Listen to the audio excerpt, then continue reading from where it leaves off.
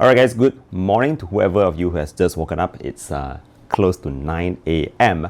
and Samsung just launched the Z Fold7 last night. Too bad I didn't have time to do a video, but I'm going to share with you a little bit of my thoughts, sort of like a first impressions from a Malaysian's perspective. There's plenty of videos out on the internet already, I think more than hundreds of them. But let's take a look at it from a Malaysia's perspective. Alright, so just in terms of the pricing, the Galaxy Z Fold7 is probably the most expensive Samsung phone that you can buy right now.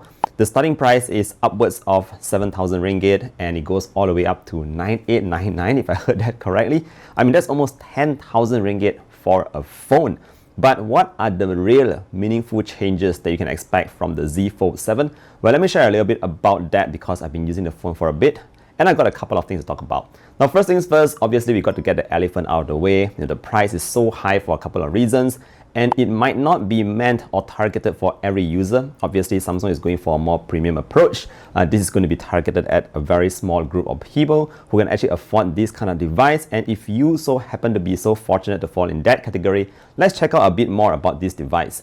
Now, everyone is talking about how lightweight and how slim the phone is right now, and I have to completely agree with that because that's really where Samsung has woken up. Before that, they have always been doing their remote control, thick, bulky phones with not many meaningful changes over the past few years. But right now, the Z Fold7 is just so much better than ever. In fact, it's so thin to the point where when it's closed, it's actually still slimmer than that of a Galaxy S25 Ultra, and also lighter than this. So effectively, you're going to be getting a foldable phone that's just so much more easier to manage, lighter to hold, and it just goes into your pocket with more comfort, if that makes any sense. Now, the biggest change that I feel that's the most meaningful for me is definitely in terms of the displays. Now, on the previous Fold, Samsung always went with that really slim, skinny, tall kind of look, kind of like me, which doesn't really feel very good to use, especially if you're using the outer screen a lot. Most of the times you only open the screen on the inside if you want to do more productivity stuff, you want to play some games, watch some videos, but most of the time you're actually going to be using the screen on the outside, and the experience on the previous Folds were not that great, simply because again, it's so skinny and very tiny. Right now, they've made a proper meaningful change to actually make the display on the outside so much wider, to the point where it just feels like a normal phone to use, especially when it's closed because it's not that thick. So it feels great to use on the outside, and whenever you just need more screen estate, you can pop it open to actually get more screen on the inside.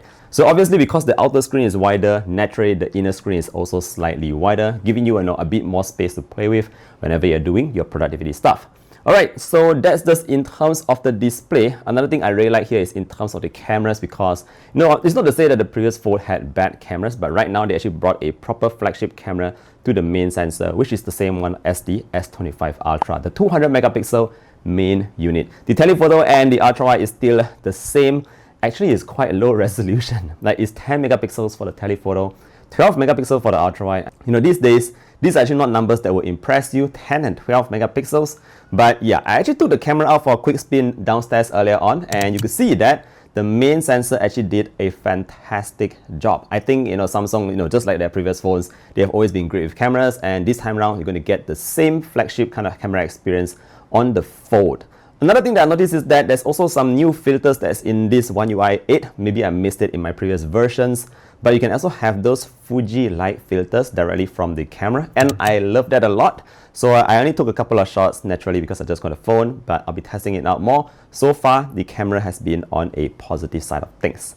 Now, another thing that has changed here, or not really changed, is in terms of the battery. So the size is actually the same as the Z Fold6 as last year's, but again, don't forget that this is a much slimmer phone. That means Samsung somehow still managed to cram their battery into a smaller form factor to squeeze the same size unit into the Z Fold7. It's unfortunate that they still don't use the carbon silicon batteries that other brands are using, because those give you even higher capacities, but maybe we'll see that in the Z Fold 8. However, I do expect battery life to be very similar to that of the Z Fold6. I'll be testing that out as always. Now, last but not least, in terms of the chipset, obviously we've got a proper change here to the Snapdragon 8 Elite for Galaxy. Again, this is one of the most powerful chipsets that you can get out here today, and you're going to get that proper flagship experience on the Z Fold7. So if I just make my very quick calculations, those are 5 meaningful changes that has been made to the Z Fold7. Unfortunately, the S Pen I heard is no longer supported on this guy. Me personally, I don't use the S Pen, so I can't really comment anything on that. But if you are a S Pen user, too bad for you, because it's not going to be supported. But overall, just to sum this up, I would just say that Samsung has finally woken up to step up their game to produce a device that's capable of fighting with other foldables already in the market. Oh, by the way, I should also mention that I really like the design on here. Like, this design looks very similar to all previous Samsungs, but this jet black look, fully matte out, murdered out in black. Guys, this looks really good in person. Anyway, let me know what you think about the Z Fold7. Do you happen to fall in that category as someone who might want to purchase this device? Let me know. Will you be spending 10,000 ringgit on a phone? Close to 10,000 ringgit? Also, let me know. Thank you for watching, and I hope today's video has helped you out in a way or another. I'll see you guys in the next one. Bye-bye.